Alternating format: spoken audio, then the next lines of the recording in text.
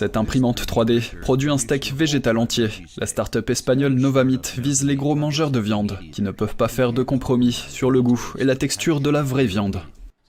Nous ne sommes pas après les consommateurs végétariens et végétaliens. Ils existaient bien avant l'apparition de ces produits. Nous voulons que nos consommateurs réduisent la quantité de viande qu'ils consomment, mais sans avoir à renoncer à l'expérience de manger de la viande.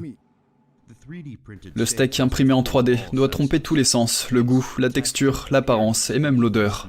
Et nécessite la bonne quantité et la bonne proportion d'ingrédients. Notamment des petits pois, du jus de betterave et des algues transformées en fibres imitant le tissu musculaire.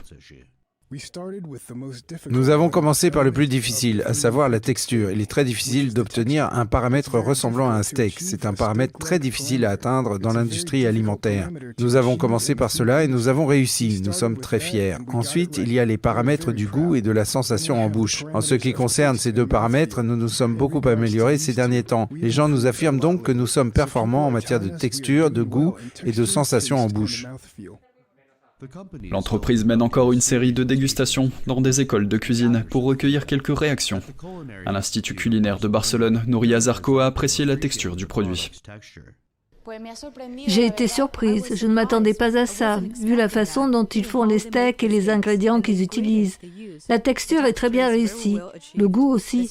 Il y avait différents goûts à goûter. En général, ils étaient tous très savoureux. Beyond Meat et Impossible Foods sont deux grands noms de l'arène mondiale de la fausse viande.